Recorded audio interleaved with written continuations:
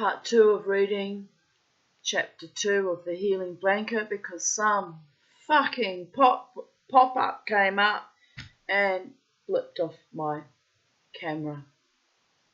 So here we go, intrepidly carrying on.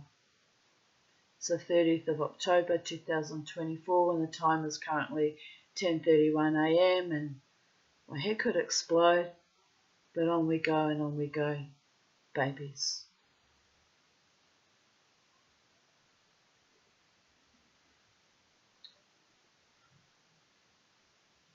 Trying to see where we were up to when we got blipped off. We'll start from that entire paragraph. The truth. As the bark tenderly lit, his heart sang 1,000 songs. The bark crackled, the white turned black and became the familiar incense of 1,000 voices, of 1,000 spirits. Releasing his memories, Makunsi prayed. The black smoke lifted past the dead pine, bare, brown, a reminder for all the green around. A crow sat atop the pine, watching, searching, listening. Makunsi sat below, open, and in that moment all was noticed. The sacred fire was lit. Are you ready then, brother? Makunsi asked. He stood in front of Chinudin, face to face, heart to heart, brother to brother.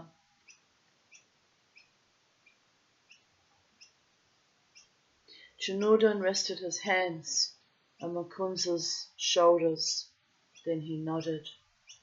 Chinudin's eyes told nothing of the struggle of the last months. His long hair lay loose around his shoulders. Just bear with me one moment. My first video is just uploaded and I need to just quickly title it and deal with it. Won't be long, I promise.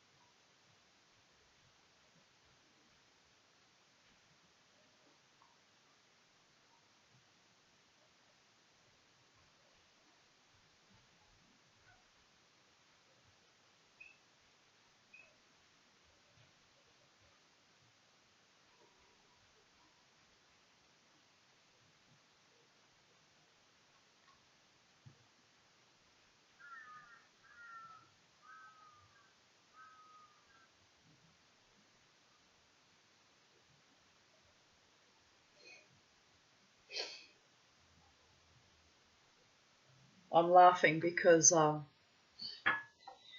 YouTube, I don't know, I guess it's the artificial intelligence bot that chooses the thumbnails for my videos.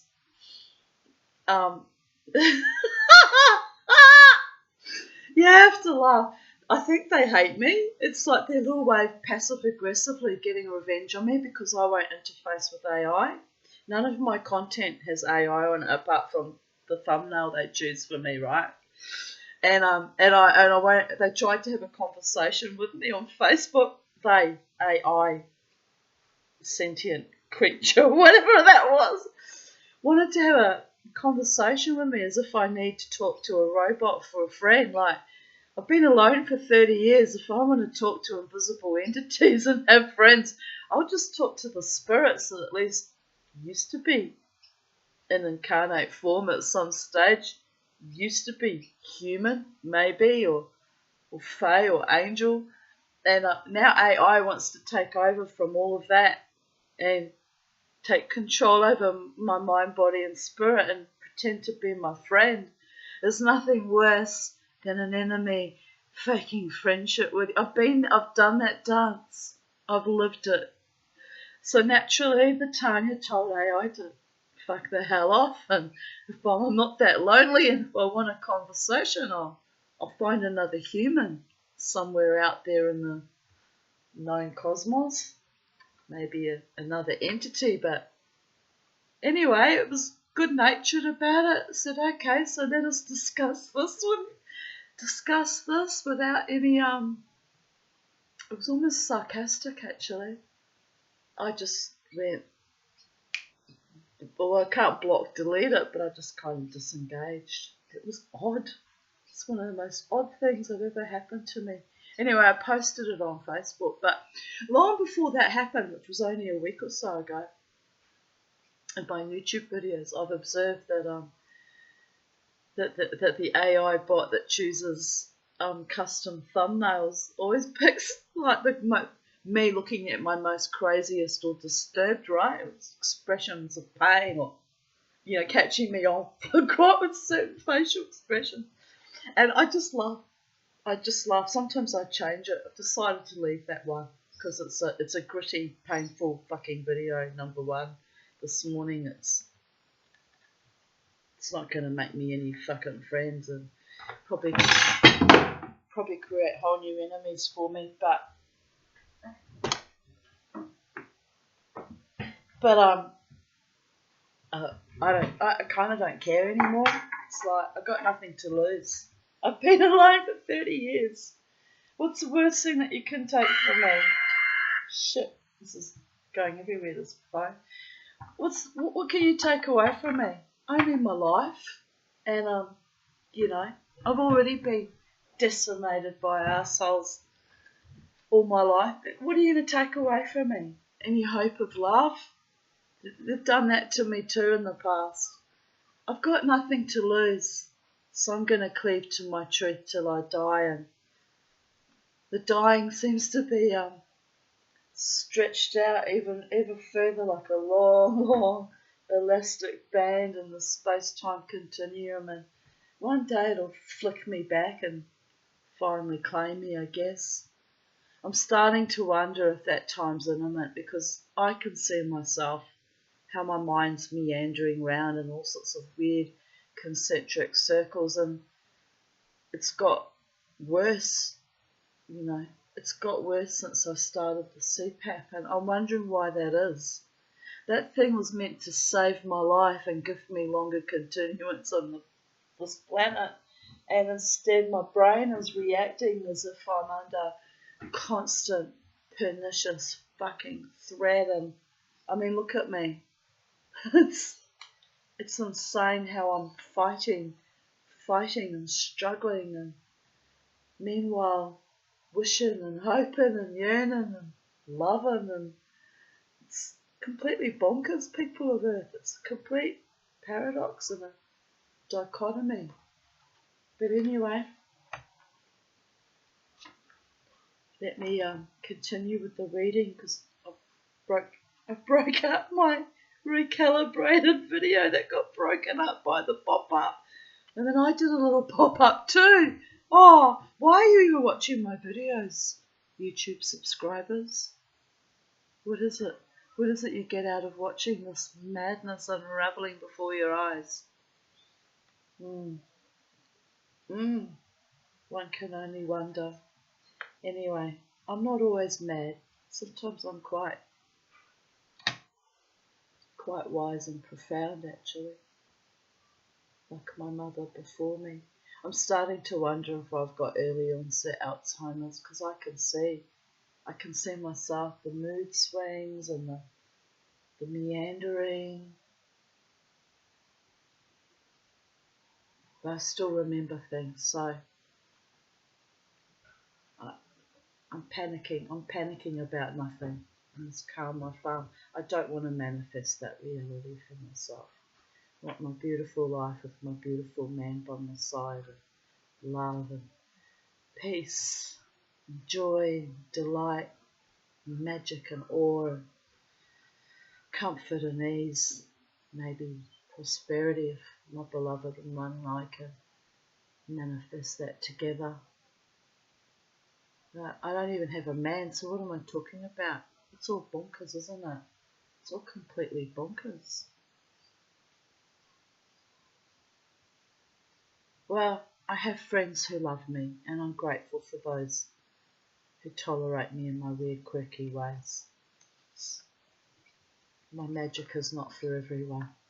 There's many that can't even stand to be in my energy for longer than 5 minutes, so it is what it is, people of Earth.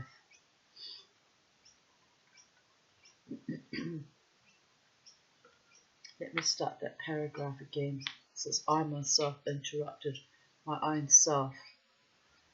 Need to pull it together. I've got to go to my psych in a few hours' time. I need to pull this together. Can I do it? Of course I can, babies. I am the Tanya.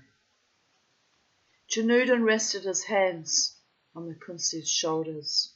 Then he nodded. Chinoodan's eyes told nothing of the struggle of the last months.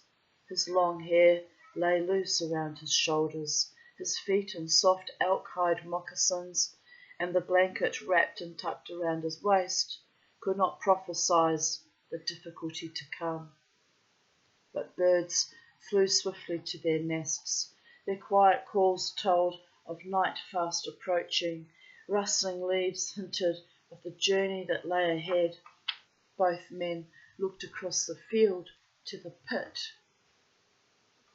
that Chinoodan had just dug, to the buffalo hide rolled up and laying on the soft pine needles, to the 4 Mishumas rocks, then to the sun setting in the west. The eastern sky had become a deep blue. Turquoise and pinks played along the horizon, inviting Chinoodan into a silent song of surrender. Chinoodan put tobacco in Mukunsi's hand. Miigwech, little bear, I know your presence will be good medicine for me. Pray for me. This time Mukunsi could only nod. He understood Chinoodan like his moccasins understood movement, without words comfortable. A face weathered with both fun and hardship looked into Chinoodan's dark eyes and recognized his brother's warrior spirit. Linked in childhood, they had inherited the loss of the Indian people, the struggle to keep their ways. Indeed, it's amongst all indigenous peoples across this earth. It's a struggle to keep our ancient ways. Then you know what to do? Chinoodan asked his adopted brother. Again Mukunsi nodded and looked down at the soft earth he stood on. There was nothing Mukunsi wouldn't do for Chinoodan, their affinity deeper than pine roots bound on meadow's edge. Mukunsi looked up into Chinoodan's dark eyes and remembered the moment, remembered what had happened, then, with his head still bowed, nodded twice again. Miigwech, brother, Chinoodan said. Mukunsi watched his brave brother walk over to the sacred fire. Chinoodan held tobacco in his left hand, shut his eyes and lifted his closed hand toward the sky. Ni Anishinaabe. I am of the Ojibwa people. I am Indian. Chinoodan whispered into the east direction. Tribal words of honour spilled out from his heart as he moved to face the south, the west, and the north, finally opening both his soft fist and his eyes. Chinoodan turned his hand over and finger swept the asima from his palm. Asima is tobacco. In silence he watched the sacred medicine drift down to Ishkada. Chinoodan walked clockwise around the fire, then together 2 long fire shadows crossed the sage meadow to the crescent rim of packed soft earth on the meadow's edge until the brothers blended into the dark, quiet stillness beyond. Earlier that day, after digging stones, dirt and roots, Chinoodan had rested on that rim, had looked down into the deepening pit, sweating and tired. It was then that he noticed Salamander, looking as though he were about to bite his own tail, and with a face painted with sweat and dirt, he had smiled for the first time in a long while. But there was no smile on Chinoodan's face now. Reaching the pit, only darkness existed. Mukunsi waited as Chinoodan loosened the blanket from his waist, handed the unfolded blanket to him, and then slipped off his moccasins.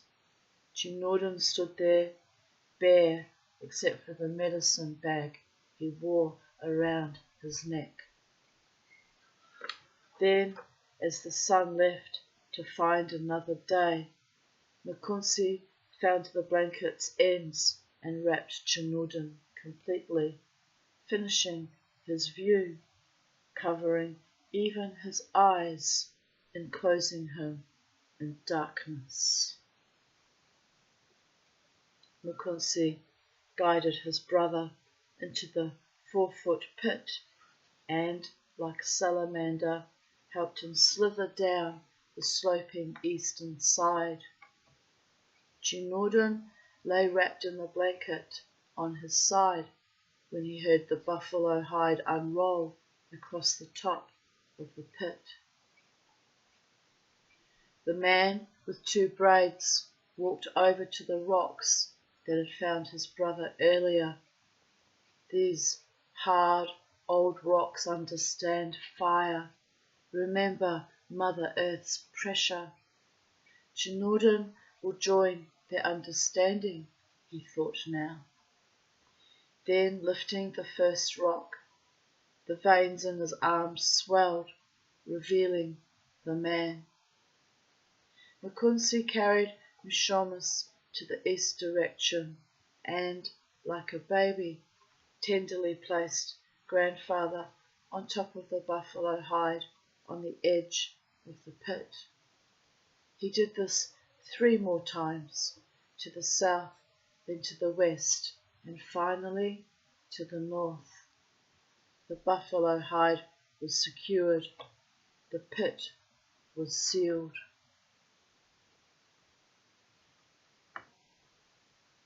"So why have you come, huh?"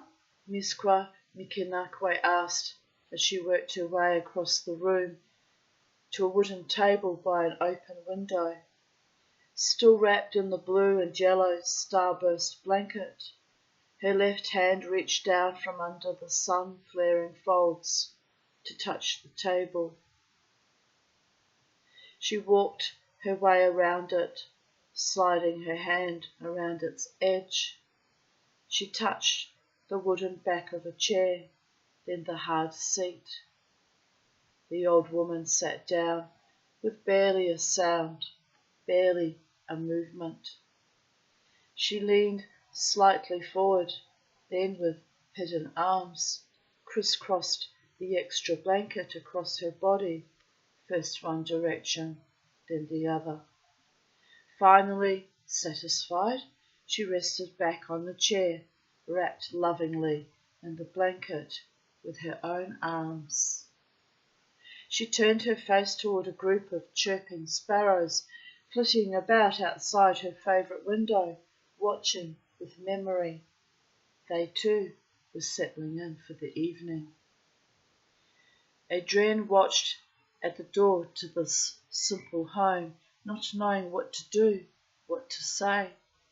She stood on the braided rug, nearly a stranger, yet looked around with a sense of familiarity. 4 rooms, and I have 7 days.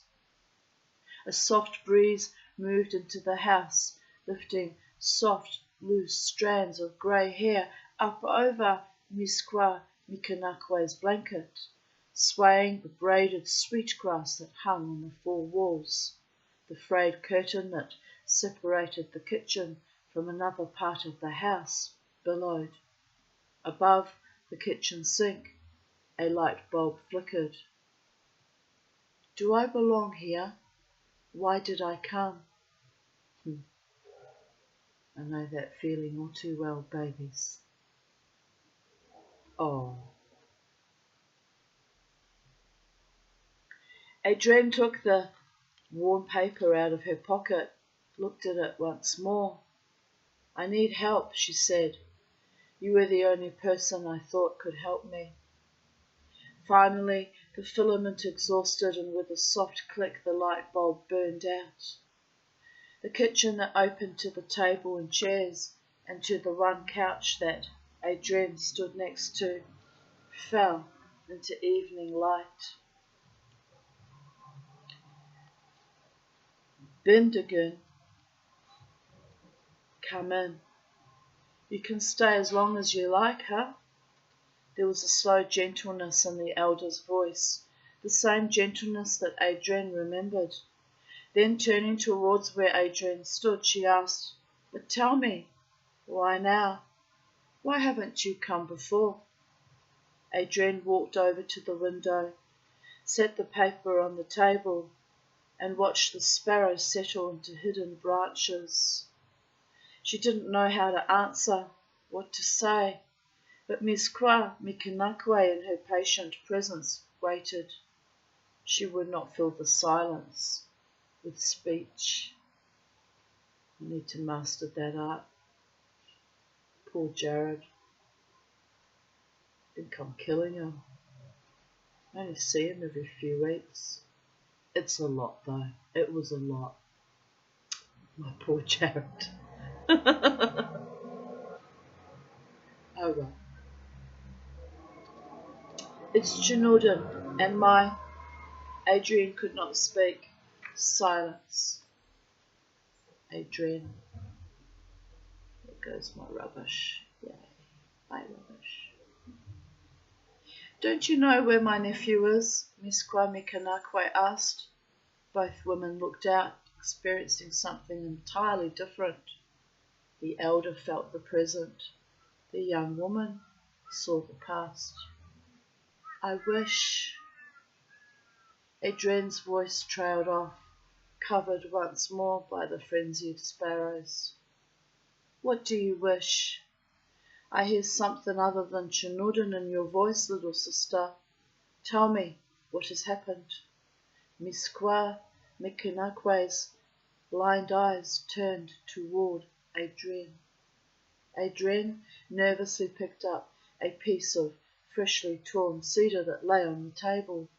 She pinched open the green fragrance, tried to smell it, but her thoughts were too strong, her feelings too ripe. Laying it back on the small pile, she sat on a chair to the side of Miskwa Mikanakwe. She bowed her head and covered her face with her hands. Her long hair, like a curtain, hid what was left uncovered. You cannot hide from me, the elder spoke warmly. Then as she felt along the tabletop, although these eyes can no longer see, do not think my heart is blind. Her slender hands found the shell, the sage, the matches. In one movement, the sage was prepared, lit and filling the room with its scent. What truth are you hiding from, huh? Sage's essence drifted towards Adrienne like a tunnel, remembering her, cleansing her. Wiping tears out towards her temples, Adrienne, finally, because I want to pronounce it as Adrienne, but they told us early to pronounce it as Adrienne. I'm struggling with that now, all of a sudden. Why is that? Mama T follows her own gnosis. But when someone tells you how to pronounce their name, honour that. That is their personal soul signature and their magic. Just saying. No offence intended to my beloved ones who still continuously call me Tanya. Ugh. But I do love you, and I understand it's difficult at times. Here's me changing Adrienne to Adrian. 'Tis what it is. Finally lifted her head, lifted the veil of denial. Junorden has left me. She could not say it. Quiet tears took the place of the hands that stabbed her heart. I don't know what to do, how to think, how to live. Woman, you need to love yourself more. Hard lesson, hard one in the cold face. When a man leaves you, as they often do, you need to love yourself so much that you will never leave yourself. It's hard sometimes. It's easy to leave. But staying, working things through, alone, as a couple, it has its own power, its own magic. Don't leave yourself when a man leaves you, sisters of Estros. There'll be someone out there who will love you even more, even better. And if that someone never comes, you will be that man, woman, child, goddess for your own self. Hello.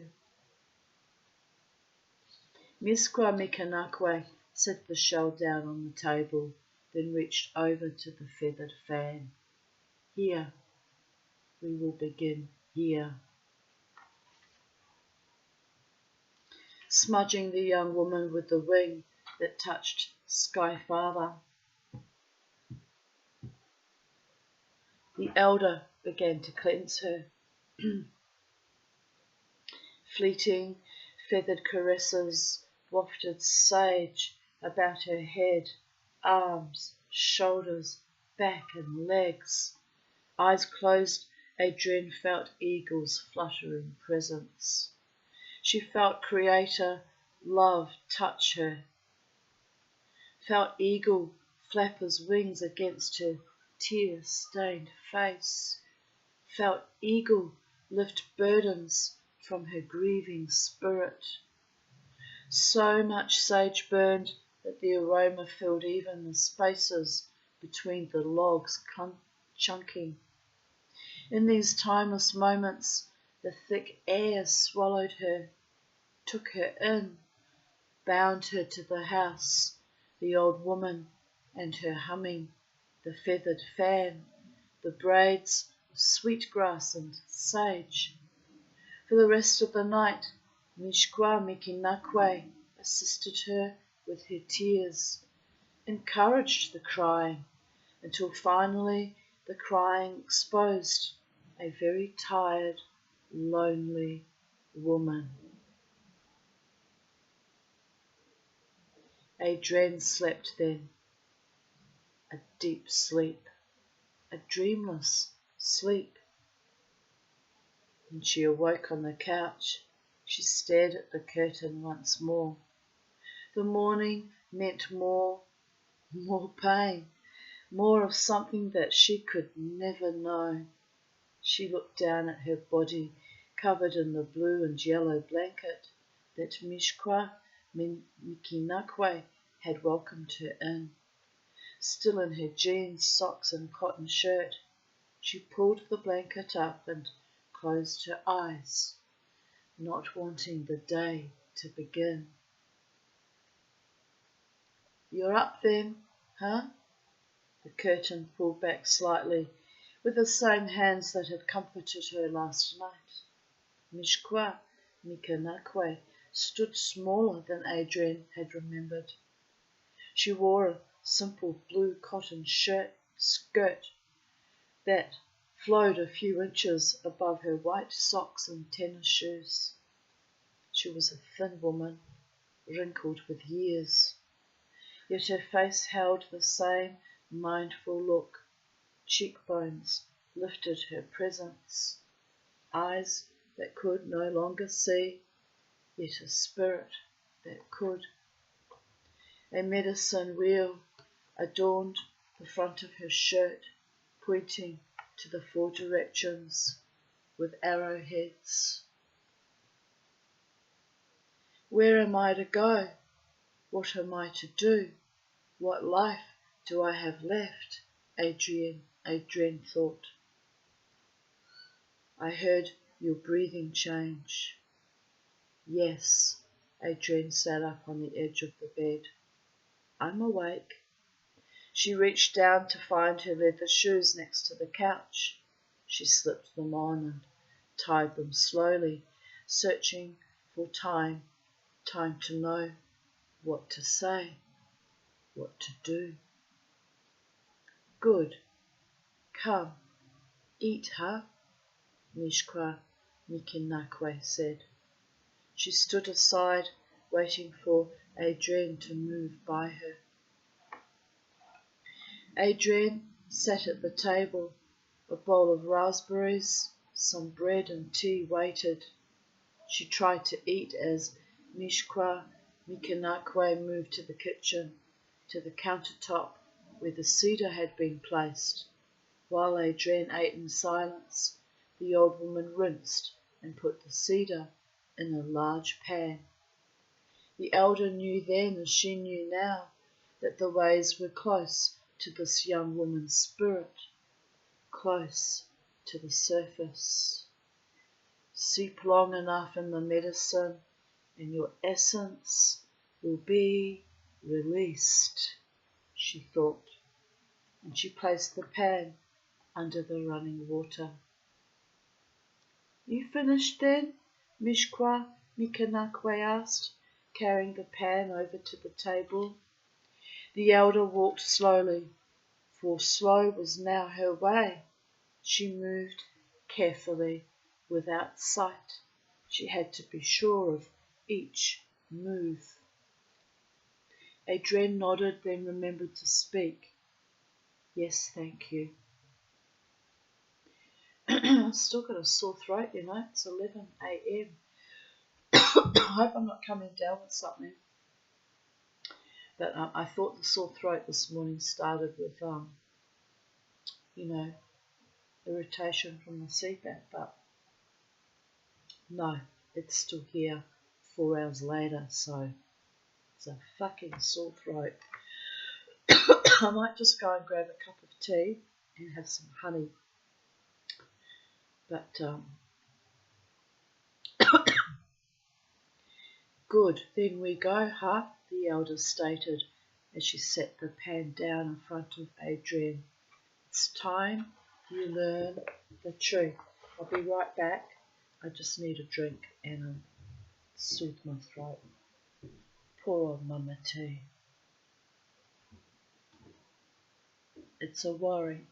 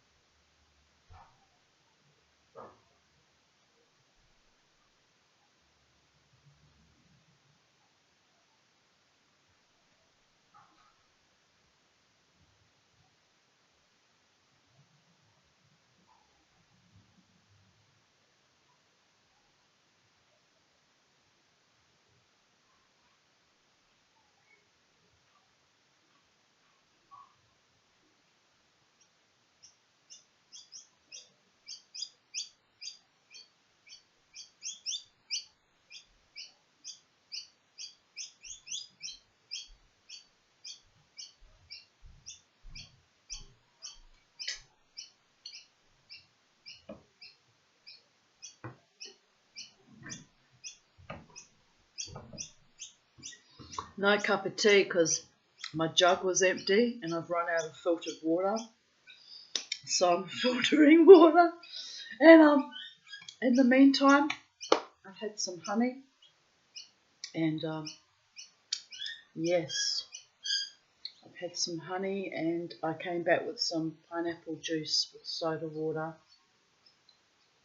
Might do me the power of good. Can't hurt.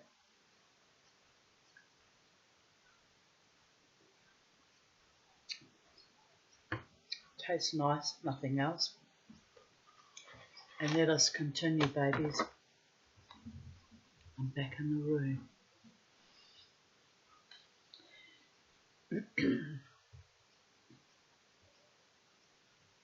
A quiet voice cut through the cold, damp darkness, cut through the smell of moist earth. They took our ways, they took away the land, they cut our hair. The voice echoed and circled. The young boy turned in the middle of a great meadow, trying to find the voice, trying to locate his father.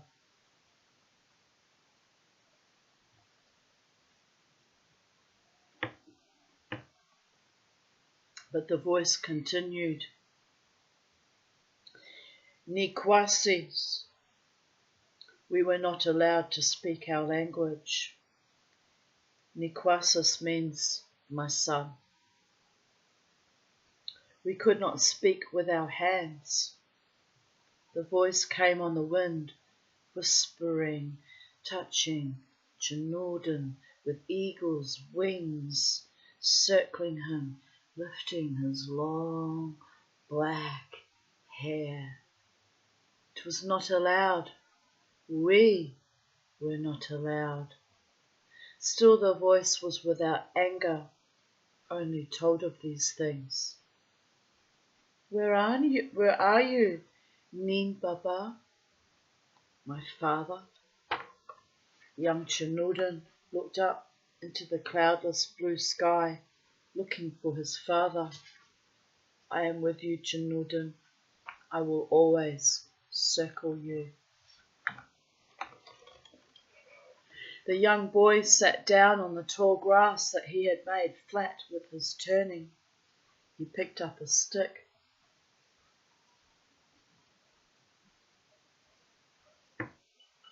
Lifted it high, and with both hands angrily broke it in two.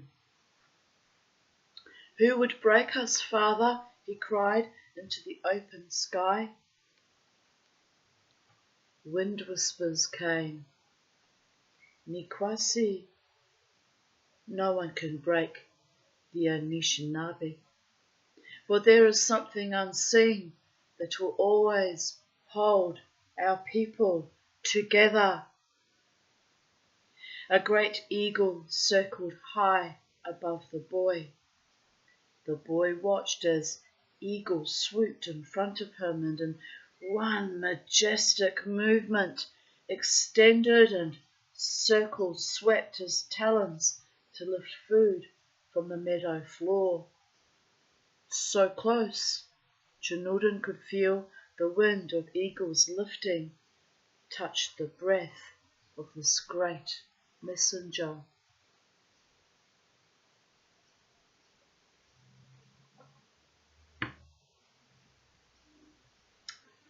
But who are they? The young boy still wanted to know, wanted direction for his anger. They are the ones who came here when your grandfather was young. They are the ones who sent me to that school, the ones who could not see us as people. The boy watched eagles circle high above, heard the ki-ki, and knew this was so. A few yards away, under disappearing stars, Makunsi lay in his sleeping bag, inside awakening colours, amidst excited birds. And like a moving shadow under a shaded tree, Chinudin's dream continued. Under the weight of complete darkness, strong wind was young once again. Rolled up in his blanket, entering the east, he dreamed his memory of learning the way it was, the way it is, the way it will be. Tell me more, father. What happened? Chinudin lay back on the grass, his eyes open to the circle sky above him. Waiting for the wind to tell him, beaded moccasins walked into his view. Chinudin sat up, for he remembered the designs, remembered the soft buckskin. The father sat next to his son. It is true, we were told what to believe, what to do and say, and to live by the white man's clock. His eyes were sad, tired. This was not right. No longer did our people live freely with our brothers and sisters. No longer did we freely practice our ways. No longer did we freely honour the Creator in the ways that were given to us. Didn't anyone fight? Some did, but our people did not know how to fight this kind of war. You know, I'm really pissed off about my hair because I washed it yesterday and look at it. I'm gonna give myself a vinegar rinse later. I can't stand it. Can't stand looking like this. Makes me want to shave my head. But the Viking in me and the wisdom of the Native American tells me, keep your hair long, Tanya. It's your antenna, Tanya. It's your wisdom keeping.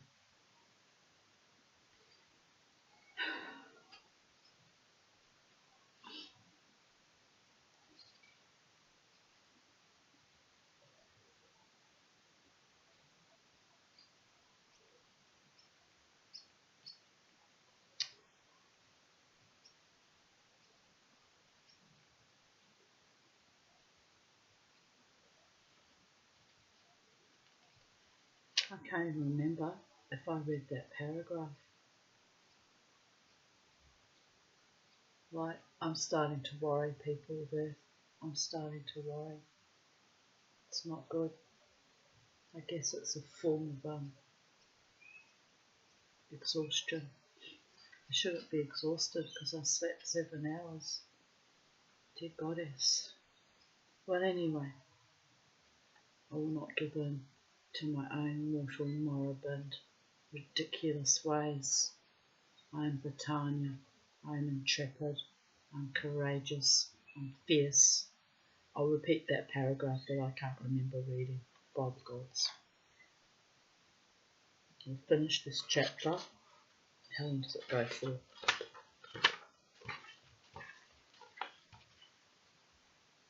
Quite a long while. Dear Goddess. I'll attempt to finish this chapter and then I'll have my debrief and then I think I'll go to bed early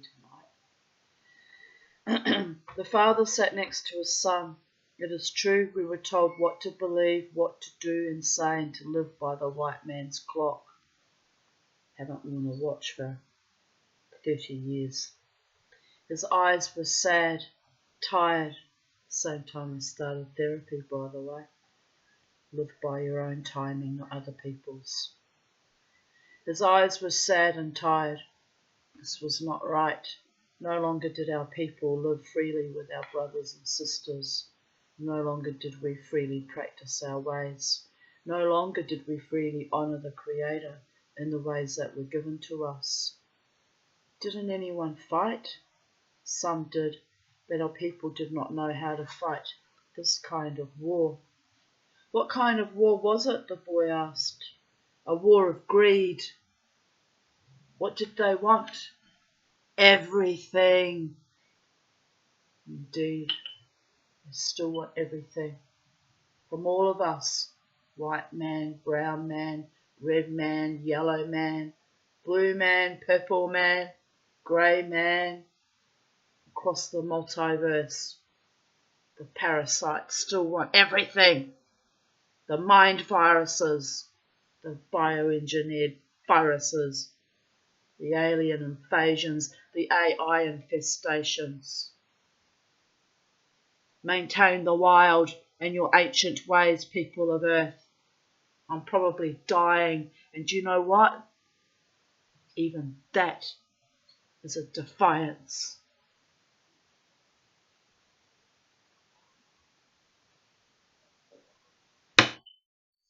I don't live in your world. You live in mine.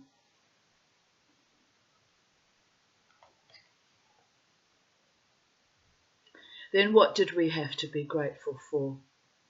Again the father answered, everything. The man stood then, and feeling the wind on his face, smiled. This I know. You will be a great warrior for our people, Chinoodan, strong wind. When you were born, I was given a vision. The Great Spirit showed me that your presence will be felt from all directions. A strong wind lifting the feathers of our people, of all people. In my spirit I saw you carrying the shield of Namaji, dignity, honour, respect and pride, and arrows of truth. You will protect our ways, Chinoodan. You will protect our earth, Mother. You will circle her and defend her children. You are strong wind. You will circle the earth.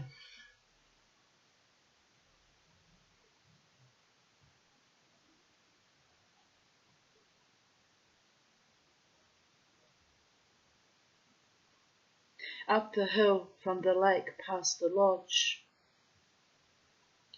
I'm going to have trouble with this one again. How did we pronounce that before? I've forgotten. Dear goddess. Wabinungiqua sat outside, waiting. The oak stump was a good place to sit, blending into the woods that surrounded her home. She could sit on the stump, turn in any direction and see something new. The lake, the house, the woods, the road. Mostly she looked at the road or the lake. Her children were gone now. She waited for their visits. Here. Soon I will be Nokomis, grandmother, she thought. My son will be a father. Her spirit soared, thinking about it, about the teaching she would soon do with the little one, which in my own life has been denied me. Not by the grace of the gods, but by a global catastrophe, a spike protein. You fucking bastards!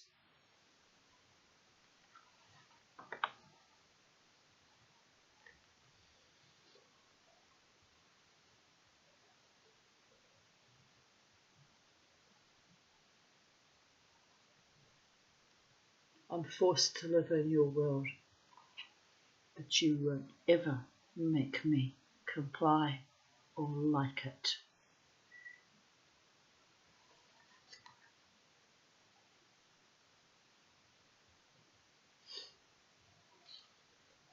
She turned to sit facing the road, and for the rest of that morning, like waiting for her children, she was sure her friend would come. When the jeep pulled into her driveway,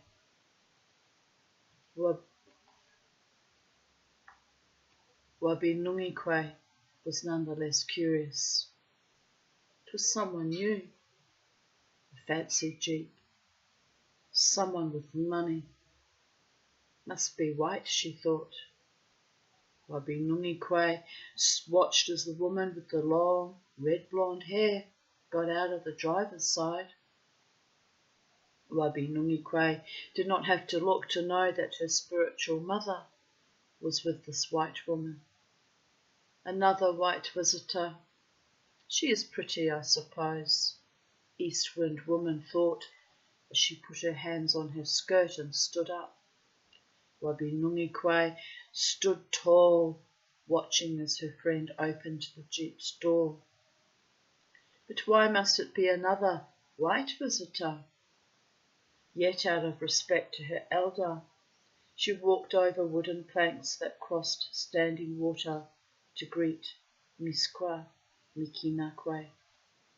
Bonjour, daughter, Miskwa Mikinakwe said, listening carefully to her movement. Someone here for you to meet. I see, Wabinungiqua answered, looking at Adrienne without expression. Then turning, she gave Miskwa Mikinakwe a hug that lingered longer than most. I have missed you, Mum. Hello, Adrienne said as she walked around the front of the jeep. She approached the dignified-looking woman who appeared to be her mother's age. By the way, bonjour means hello. Hello, Wabinungiqua's voice was thin, short, reluctant. Adrienne offered her hand in greeting, but the proud woman had turned back to Miskwa Mikinakwe. Adrienne let her arm fall to her side. 3 generations stood in silence. A chipmunk scurried off into the woods that surrounded them. Did you bring your tobacco? Miskwa Mikinakwe asked. On that note,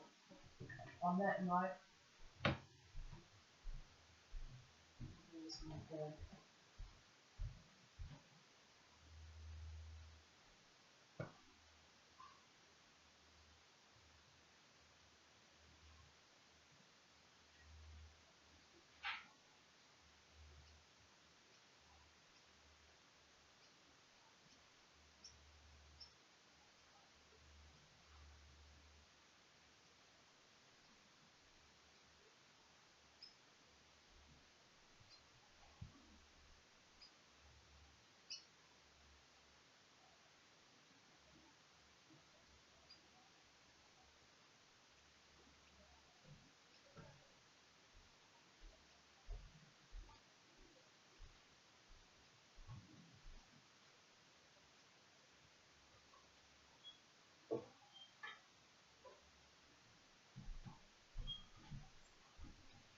I very rarely smoke because I have bad lungs and it's an addiction I never wanted to acquire. I watched my half-sister smoke 2 packets a day and it was disgusting and stunk and kind of filthy, and she wielded that smoking like a weapon against her husband too. It was kind of borderline and disgusting. But the spirits ask me to smoke an offering, and so I'm not right today. I'm not right. I need a cleansing. So in honour of the tobacco of the gods, I will smoke the cigar while I read to you.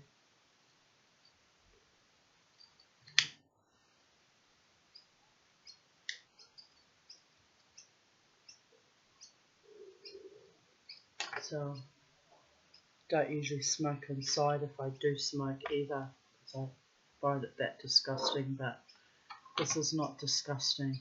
This is an offering to the gods, and I feel the need for some weird reason in the middle of this reading to do it, so inspired by the "Did you bring me tobacco?" Yes, Miss Kwame Kinakwe, I've brought mine. I actually almost feel like I'm undergoing some kind of psychic attack, and I don't know from what quarter, but my friend Jared was also, kind of overwhelmed yesterday, so Mama T has to draw the line in the sand and appease the spirits and deflect, return to the original sender, that energy that does not belong to me or my beautiful friend Jared or my home, my bird or my family or my friends. Take back what is yours to the power of 10.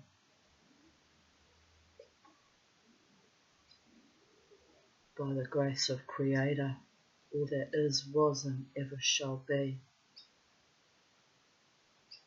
Amen. Vasila.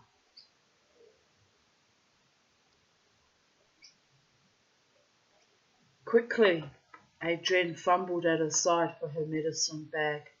Finding it, she offered tobacco to Rabinunque.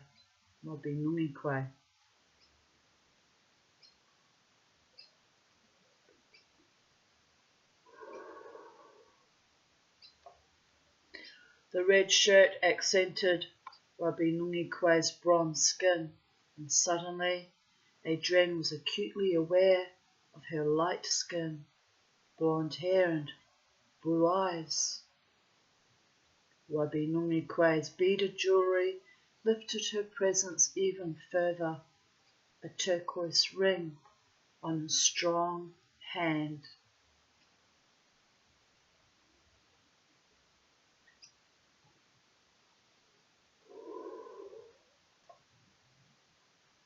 Adrienne trusted Miss Kwa Mikinakwe, yet felt quite uneasy when steady brown eyes challenged. "What brings you?" Rabinunque asked. Her face was strong, her air poised, dignified. She did not look directly at Adrienne, but out to the framed lodges, dotted with morning light that sprinkled the woods.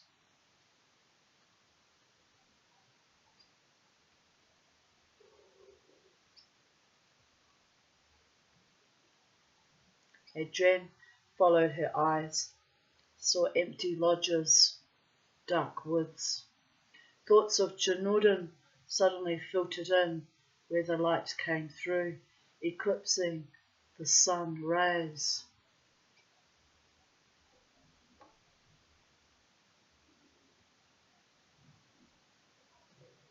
Mama T's go through some kind of fucking metamorphosis. I do it from time to time. I'm a wood snake in Chinese astrology.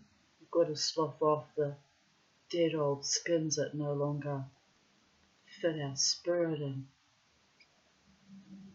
create new ones.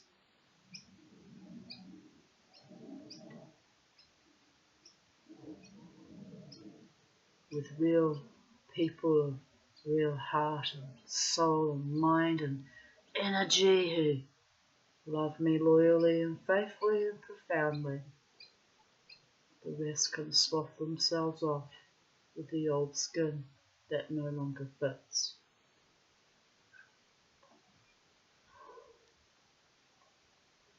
But I hold my true friends precious, more precious than sometimes they wish to be held. It's also a bit astonishing sometimes.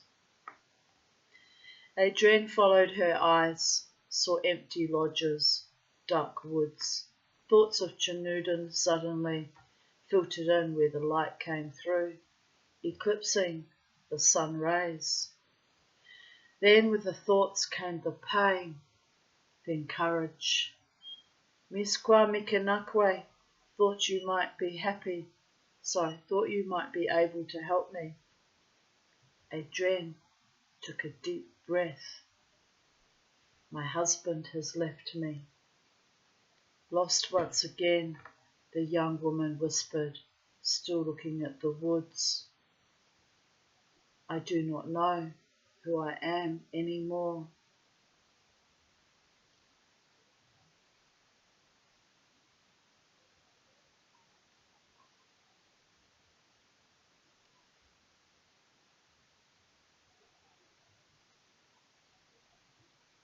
Aho, Great Spirit. Aho. Papa Lebato, the voodoo god, has my back.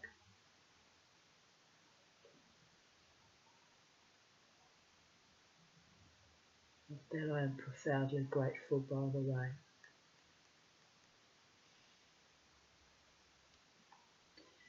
Robert Nungi Kwe did not look at Adrienne. La Siren too. Okay, thank you. I'm grateful to La Siren. And Ezuli, who brings me my truest, deepest, most honouring, faithful, loyal lover man, not for a one-night fling or a jiggy-jig-jing, but for the rest of our lives together in great joy and peace and delight and magic and awe and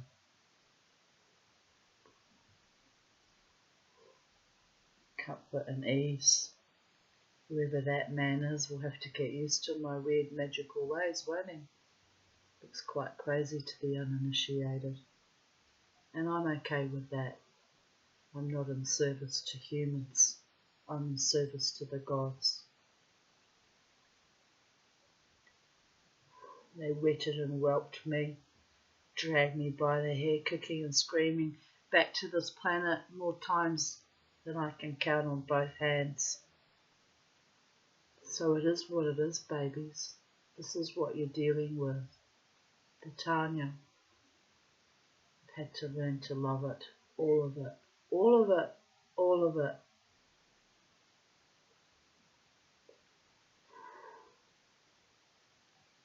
Without drugs, without a loving family, without a tribe, alone. Bit of tobacco occasionally, or my Jack Daniels while I'm dancing.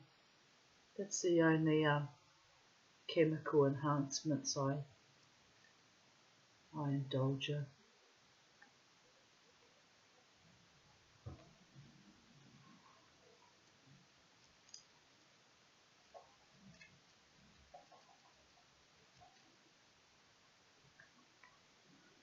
I enjoyed that, by the way.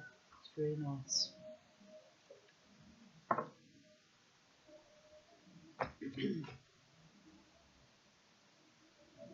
Masculine energy demanded a cigar. Masculine energy got a cigar. What does the Tanya get? Recalibration, love and peace and delight to my Holy One and all manifestations.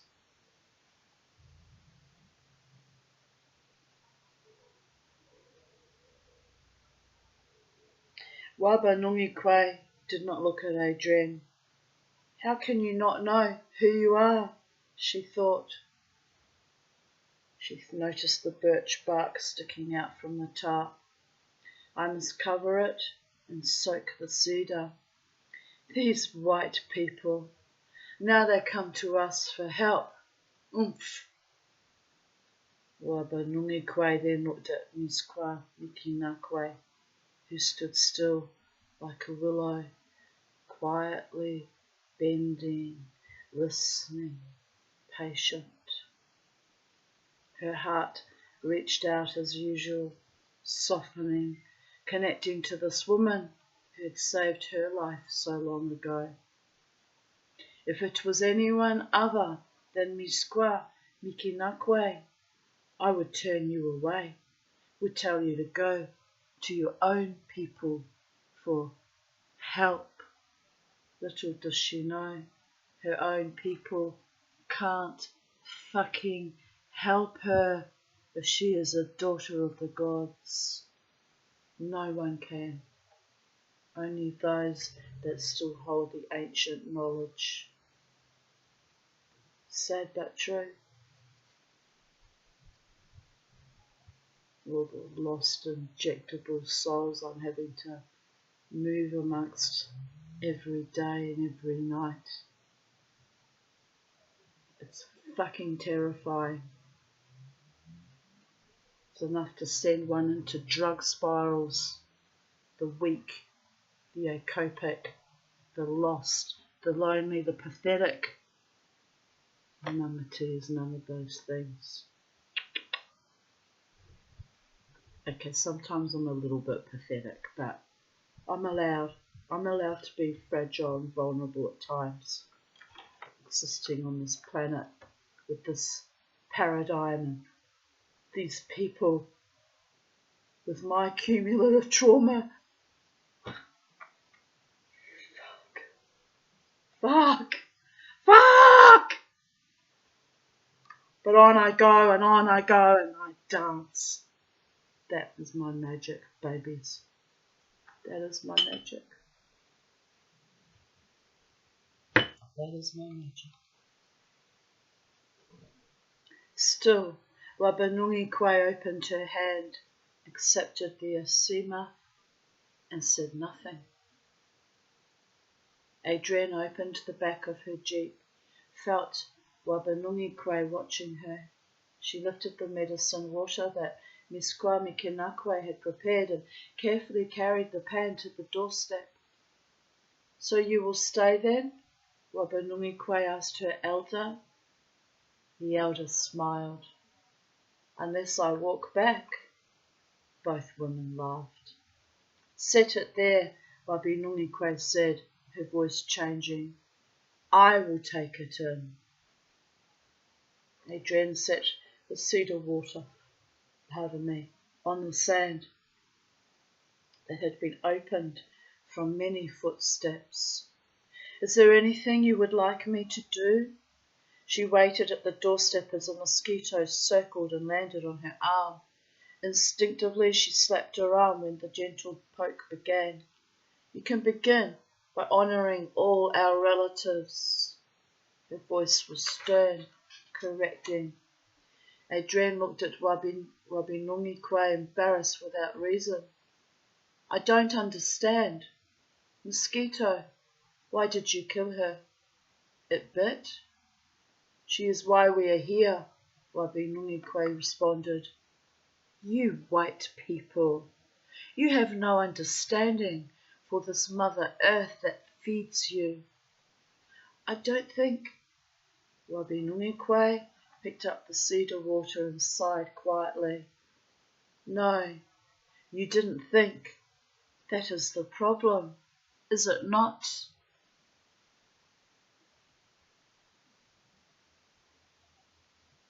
She is learning, Miskwa Mikinakwe said, touching the red woman's arm. The white woman, with native blood, stood there, staring at the lake, knowing there was nothing for her to say. It was true. Until Chinudin had entered her life, She had little understanding of the traditional way, of the wisdom of her ancestry. She had learned the white way, thought the white way, spoke and lived the white way. But always there was the private pride of her ancestry, a taproot of truth that had fed her spirit. Wabinumikwe turned to help Miskwa Mikinakwe sit down on the same stump she had waited on. Go down then to the lake, take your tobacco and make prayer ties. Then, looking over to where Adrian stood, she said, Do you have red cloth? No. Sage? No. Red string? Adrian shook her head. Wabinumikwe sighed. Wait here, I will get you what you will need. The woman walked past Adrian without looking at her, the screen door banging twice behind her. She is a good teacher, a strong healer. Adrian walked over to the elder, then sat down on the ground. She picked up some pine needles, then swept them in the sandy ground. She does not like me. She does not know you. Why did you bring me here? I came to you.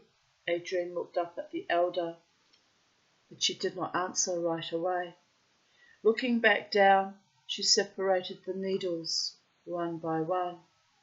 Quiet now, she remembered sitting with Mishkwa Mikinakwe for hours 4 summers ago, spending time with her, learning something new every time the elder spoke, waiting patiently, feeling comfortable, discovering.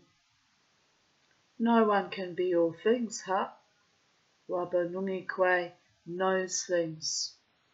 She will help you heal. The elder sat still, poised, patient. Then, brushing the sand from her hands, Adrian said, I am not so certain a stranger can hear my heart. Her eyes were dry now, filling with something new. The universe can hear pine needles fall. Do not be too quick.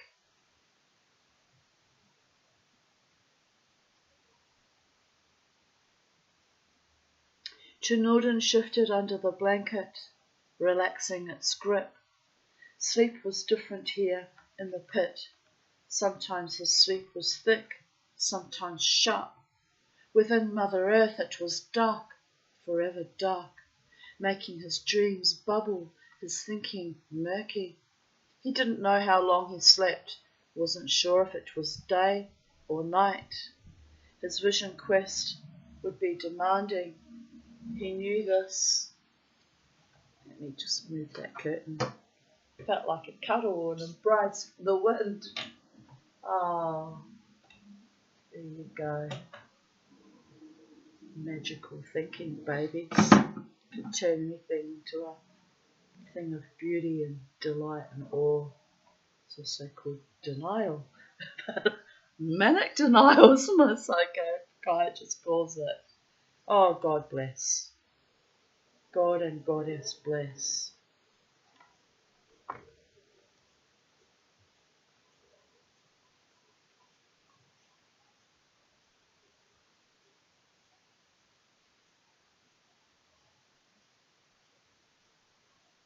Within Mother Earth it was dark, forever dark, making his dreams bubble, his thinking murky. I've forgotten the spot, people. He didn't know how long he slept, wasn't sure if it was day or night. His vision quest would be demanding. He knew this. Already his mind reached for the other side, thinking, remembering, wanting, mixing. I can hear you calling to me, by the way, my beloved one. I can feel you and I can hear you, and I'm holding you at bay. I'm holding you. I'm holding you. at bay. Communicate in words. Mano a mano, man to woman. His hand touched his bare chest, felt the dampness of his skin, then grasped the leather strap that hung around his neck. Following the strap down to the leather pouch, he held onto the medicine bag for a few moments before carefully pulling the drawstrings apart. He reached in with calloused, cut fingers, then felt the smoothness. It was the last thing he had placed in his bag. It was hers, her stone, the smooth Mishomis rock that had fit her hand perfectly. His right hand pulled it slowly, then held it gently. Instinctively, he brought it up to his lips and pressed its smoothness to his own. Then the pain, the terrible day of telling her the truth, the days of grief. See that I'm trying, Adrian had cried. I'm trying to understand all of this. He had searched her eyes, but they were far away.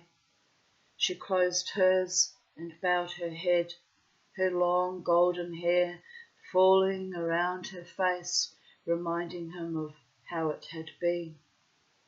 She looked back into his eyes and said, I wonder if anyone could love as I have loved.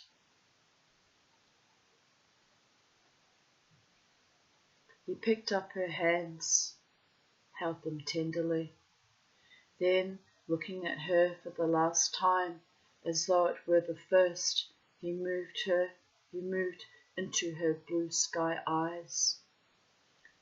You are the cloud that travels over the moon, the music of my flute. But instead, he dropped her hands, looked away, then simply said, I must leave.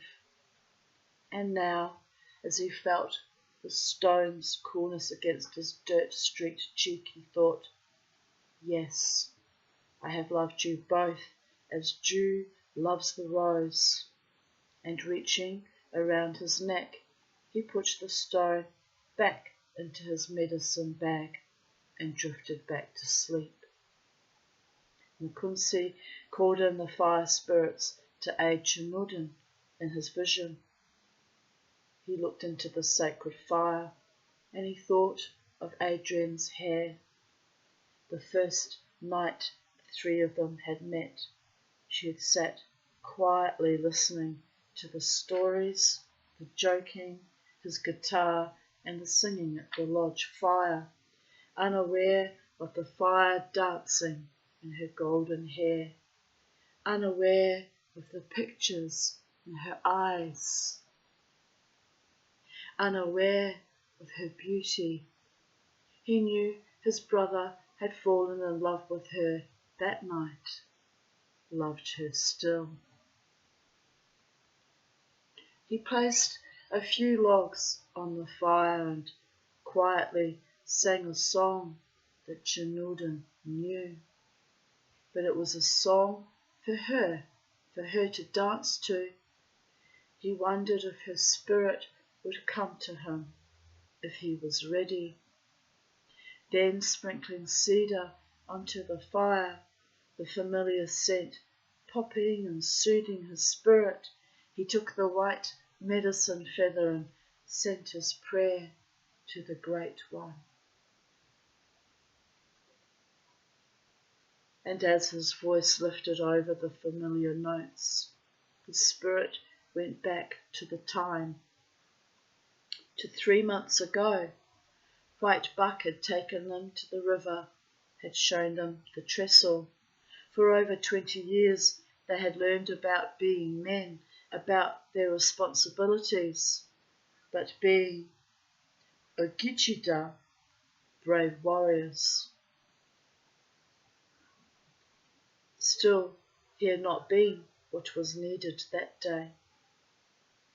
Now Chinoodan would need to be brave, McCombs thought, for what he faces is greater than any danger.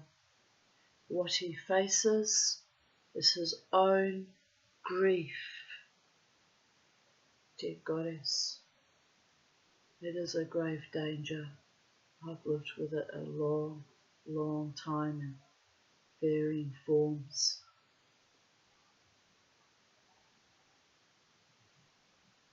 As have we all, people of Earth. I'm not special. I'm extraordinary in my ordinariness. Shh. Don't tell them. My magic is not for everyone. I'm having trouble wrangling it these days. It's almost emanating out of control. And it's humbling and a little bit terrifying, to be honest. But I feel you all around me, enveloping around me, your great, powerful love and your yearning and your desire and your wish. Mamatu's been a little bit in denial about that too, thinking it was only me, only me, only me. The lake was still reminding her, taunting her. No longer blue, it was aging, greying as the sun slid behind the trees behind her. Little squares of red cloth, red string, tobacco and sage rested in front of her. Adrienne sat with her back against a rock, trying to concentrate on the prayers. Gotta keep an eye on the time. But memories washed over her, drowning her. She did not know how many prayer ties to make, could barely remember how to make them. She had made prayer ties before with Chinoodan. We have borrowed this way from the Sioux, he had said. He had smudged, filled a square cloth with tobacco and wrapped the little tobacco ties with string. She had entered his world then. It seemed so long ago. She had gone with him to a strawberry ceremony to honour the first berry of the season. She remembered how he had held her hand when the elder spoke of strawberry's shape, of the heart, of love, of creation, of meeting Odamin on the journey homeward. Odamin means strawberry. I had strawberries last evening, that I shared with my friend Jared. They were actually delicious. It's very rare that I eat fruit, but I enjoyed them. Help me, the prayers began, screaming silently from her. I am lost. I love him so. Adrienne smudged the tobacco and the sage burning in front of her, then carefully filled the red cloth with her heart. Why couldn't he stay? Tears came again, washing her, cleansing her, tying the string, wrapping the cloth, beginning again. Bring him back, please, please. The prayer tie, like a chain of pearls, grew with red please. Then thoughts of Morning Star filled her, first with great joy, then deep sadness. She looked out at the water, and sobs of immense grief broke loose, the pain fresh once again. For a long time, Adrienne sat there, not thinking, not feeling, not praying. Lost in her loss, she surrendered to the pain once again.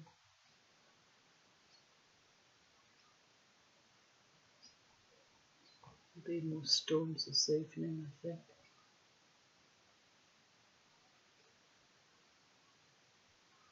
Eventually, images of Wabanungikwe began to fill her, her presence demanding an explanation. Why am I here? What am I to learn? The string became tangled, then torn, then tied again. Tobacco was smudged, filling one square, then another and another. There are so many differences. I am not wanted here. But it will never be the same. Finally, anger slipped out into one square, then deep sadness. I am not one of them. A breeze came from across the lake, churning up rough ripples. Thoughts of Chinudin, like the wind, churned through her once again. She could almost feel his strong, lean body, could touch his boyish smile with her fingers, craving his gentle touch. The wind lessened and her prayer continued. What am I to do? The red string connected another red prayer tie to the prayers previous. They are in my heart. Carefully, she laid the bobbing red, ghost-like prayer ties, connected one to the other, in front of her on the cooling sand. Now a string of prayers, at least her height. She had woven the line back when it became too long, for fear of tangling them, for fear of confusing what she was feeling, praying for. You've been down here a long time? Adrienne turned to look and saw Wabanungikwe looking into the lake. There is nothing to see, Adrienne thought, only emptiness. Indeed, the reflection was gone.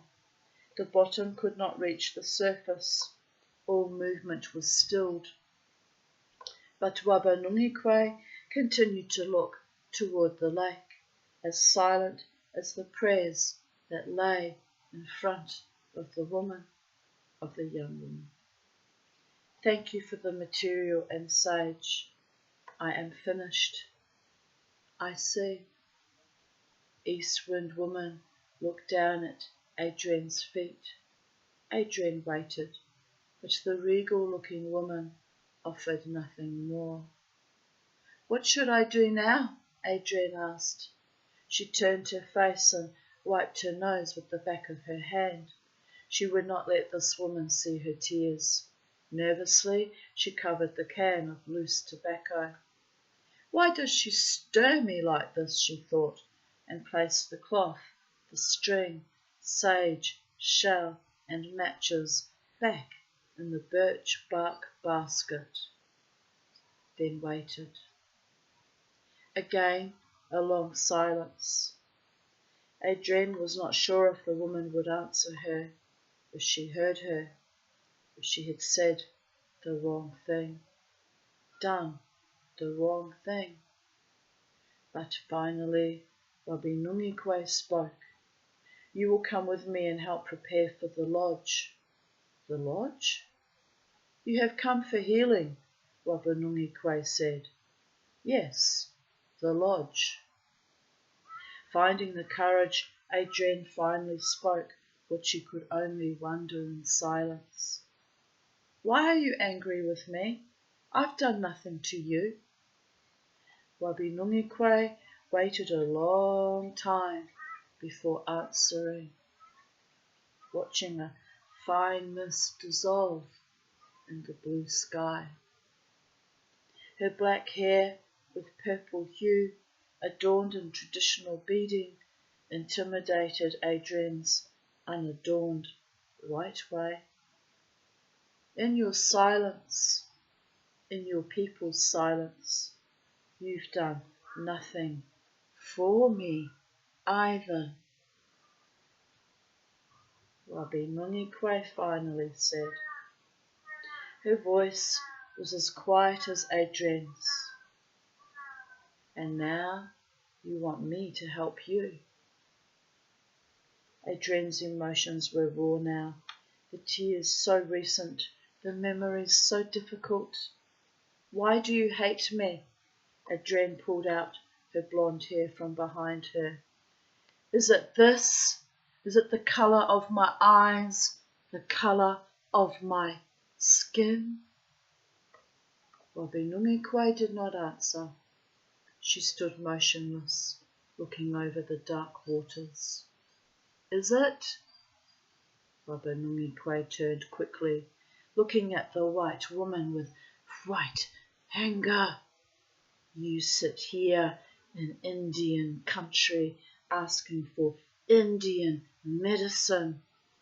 With an upward nod, she said, This is all we have left. All else has been taken, stolen, raped. You do not live with the poverty, the abuse that is now our inheritance. We live here as inheritors of loss. My children fight alcohol like I did. My people fight with one another, while your people live without thought for what has been done to us. It is all forgotten, even denied. Anger coloured Wabinungiqua's cheeks. To you, there is no remorse, no responsibility. Your people put us on these reservations. Now you come for our spiritual wealth. You would take that too?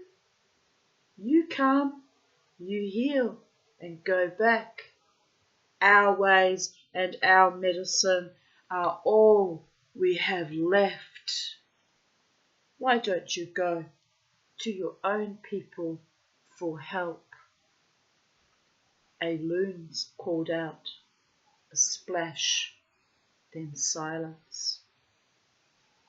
Adrian gathered her prayers, stood up, then spoke. Her voice lingered only long enough for Wabinungiqua to hear. I have.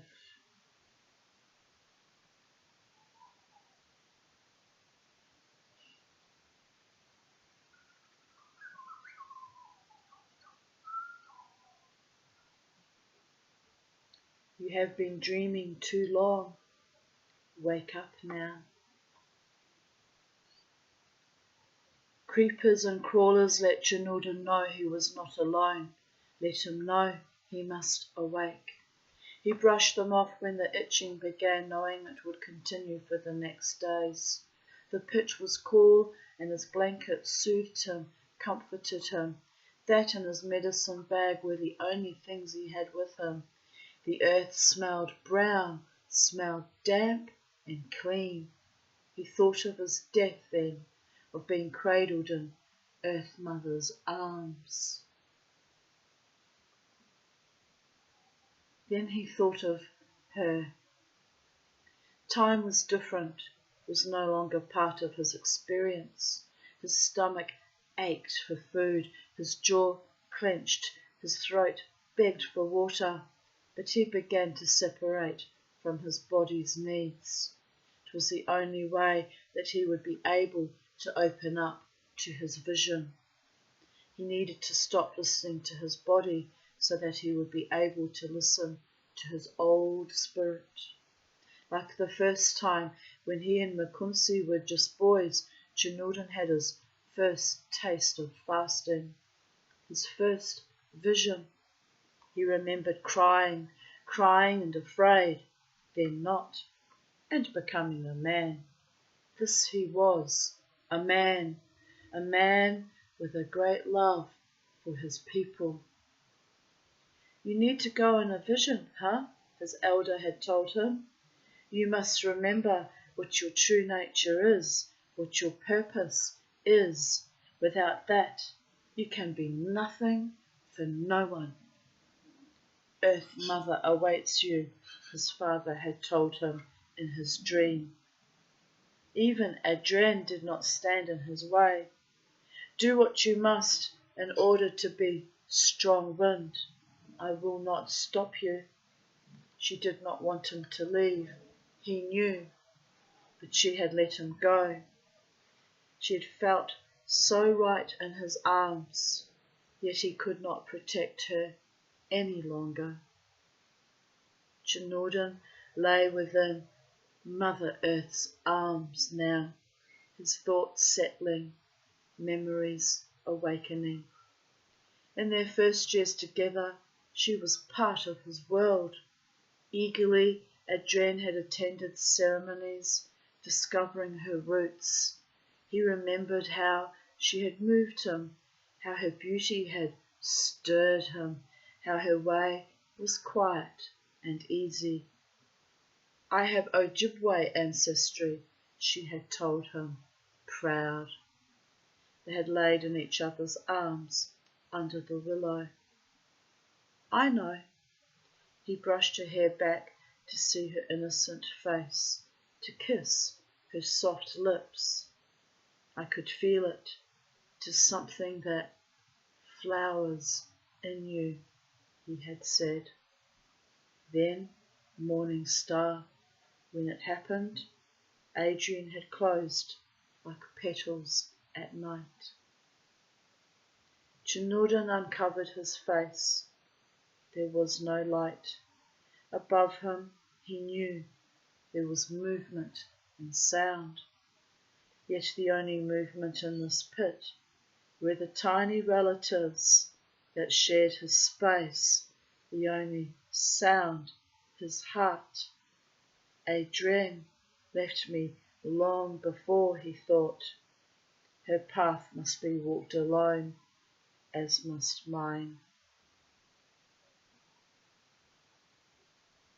It all stirred once again, the pain, the unhappiness, the great love.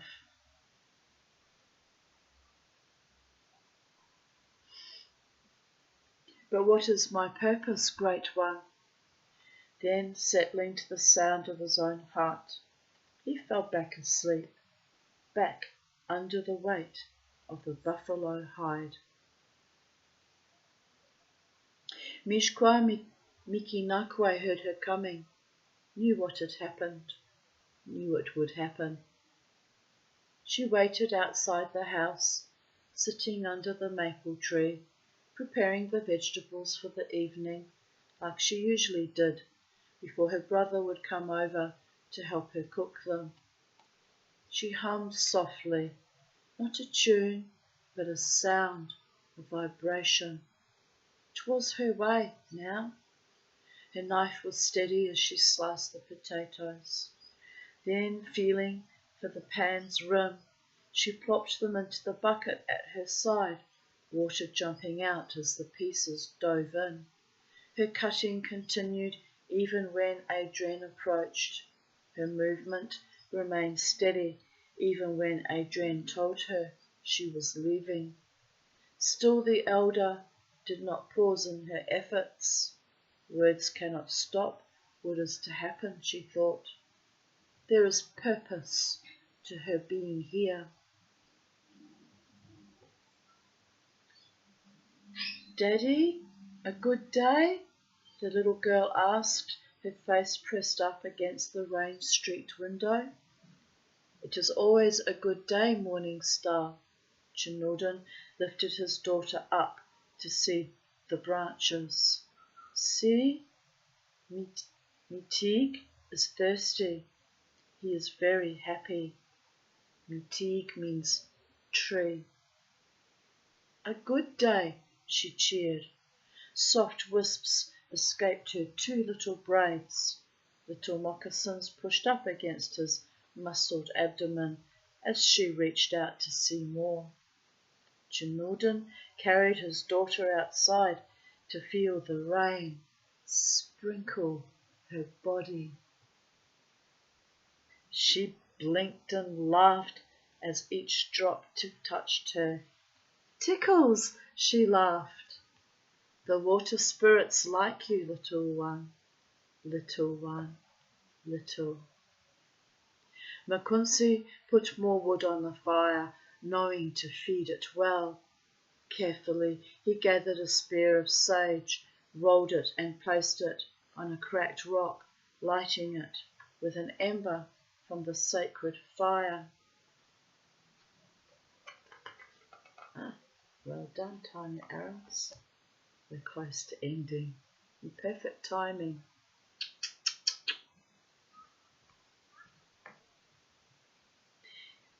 Lighting it with an ember from the sacred fire, he prayed first for his spirit, then he prayed for strength for his brother, to guide him, for the vision to come to him.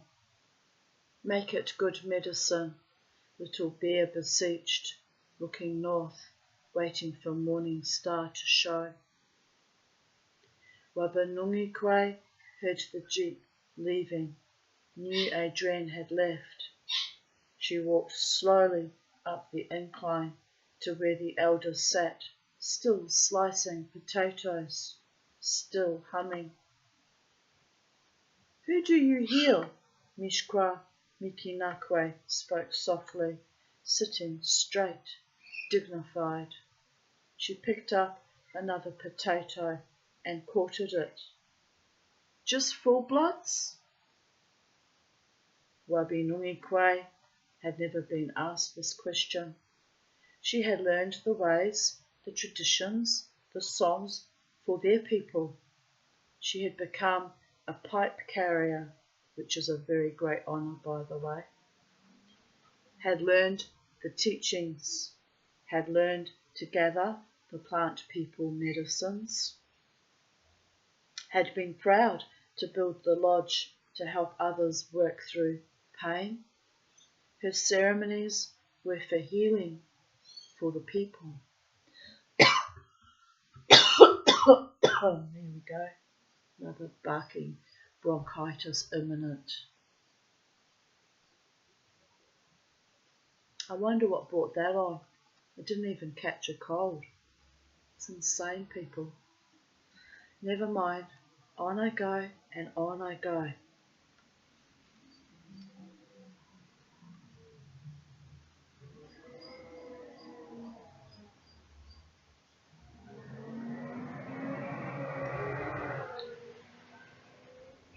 It's already been passed. I'm looking at the truck trying to figure out why he's back again.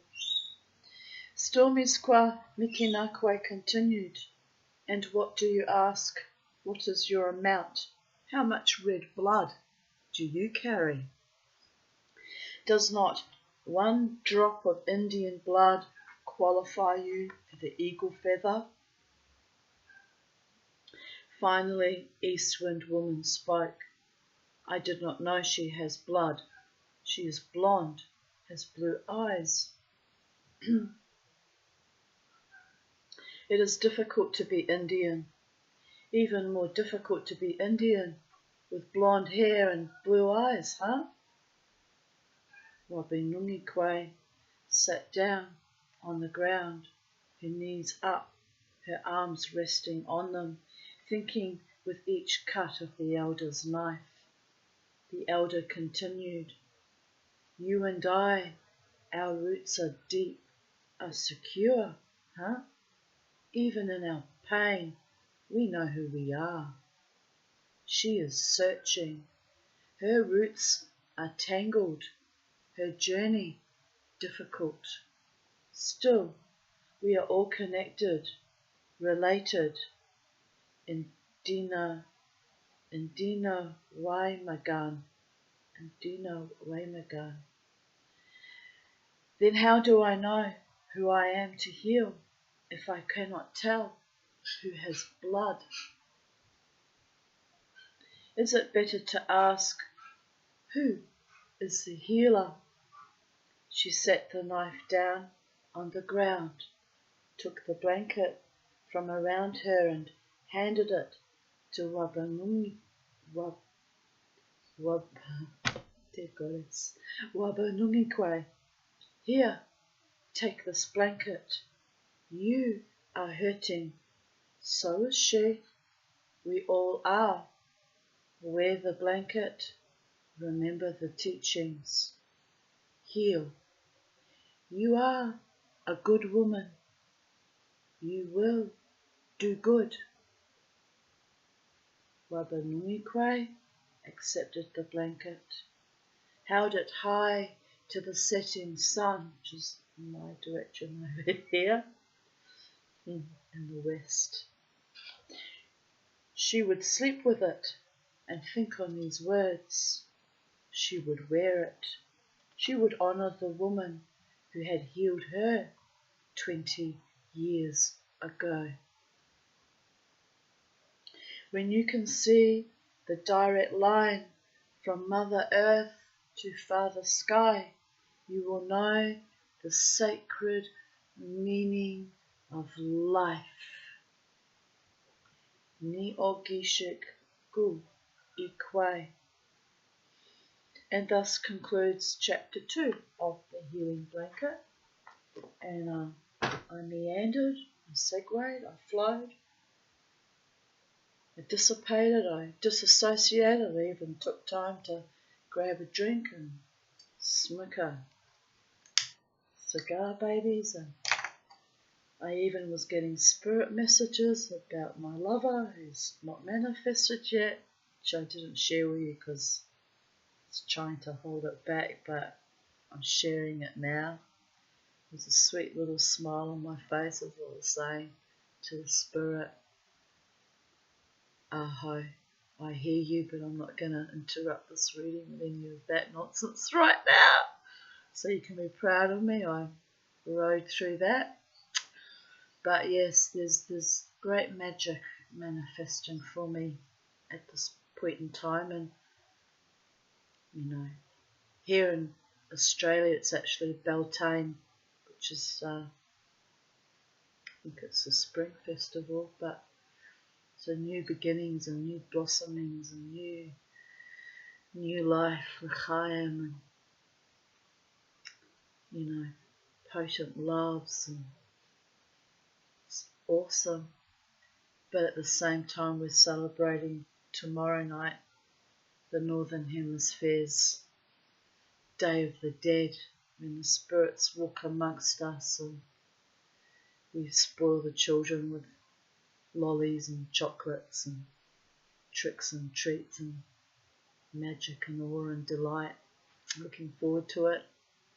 The spirits are with me every day, all year round, sometimes more powerfully than others, sometimes a little bit annoyingly. I have to shut them down, otherwise they could indeed, if I didn't set firm boundaries, drive me to madness. And it's the way of a shaman, knowing how to calibrate that and maintain your mental health. So I must get ready.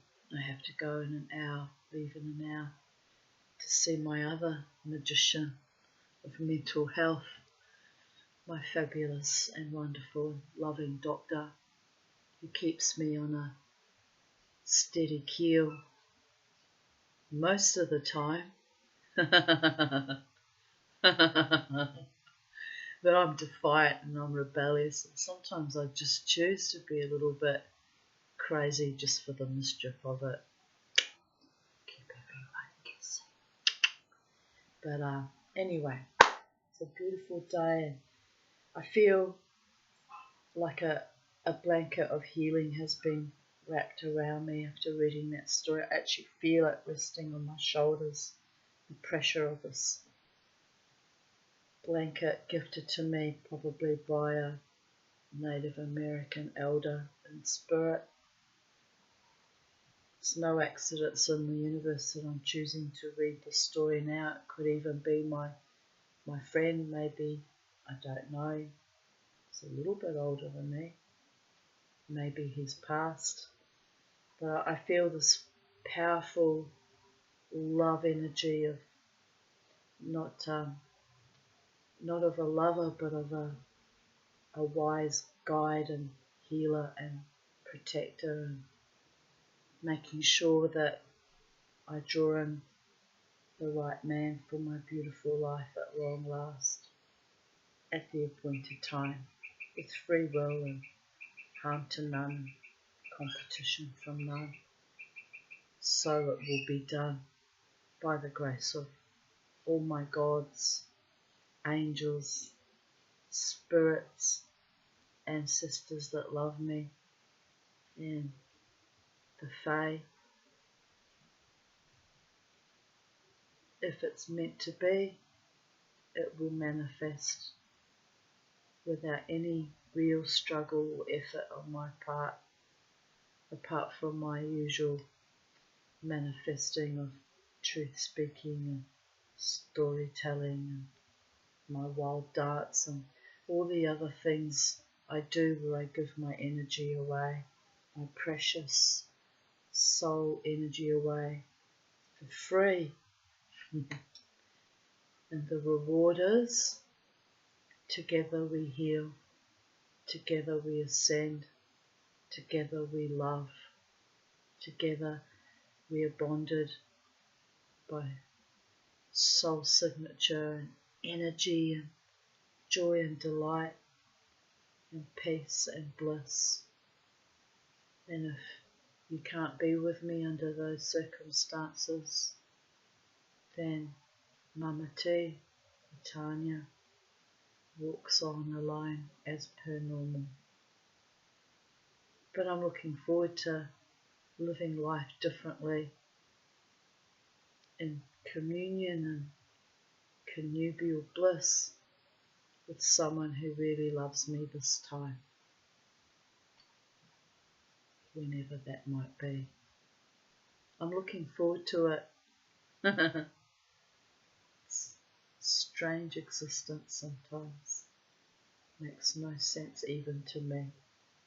But it is what it is, people of Earth. I have to just have a giggle and roll my shoulders and carry on being awesome. So, much love to you all, my beautiful, courageous, curious audience, my YouTube subscribers. I never ask anyone to subscribe or like because I don't like begging for anything from anyone. I don't like being upsold myself if I go to businesses or shops. If I give from heart and soul, and if you receive from my heart and soul.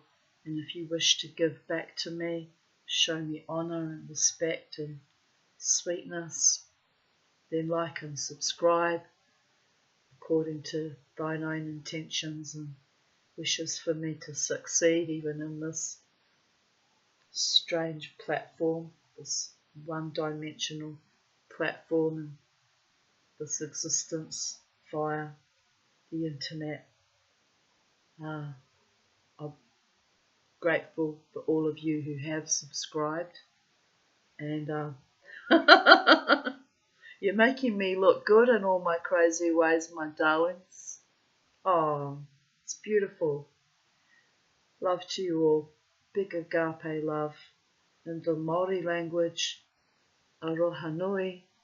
Have a beautiful day wherever you are in the space-time continuum. Be joyous, be blessed, live in great peace in your own heart, body, mind and spirits. That's where peace has to begin, from inside of you. And fight, if you must fight, for your own soul, for your human rights, for your culture and your language wherever you are on planet Earth, for your traditions, in peaceful, honouring ways of the ancestors, without causing harm to any other people on Earth. That will be the way of the peaceful warriors. and we can live together in co-creation, in harmonic resonance, and in great love and great joy. I look forward to that day. The warrior goddess knows what is needed for her own life and her own planet. Let us continue with our walk, and let us continue with our magical workings so we can bring that day into full manifestation.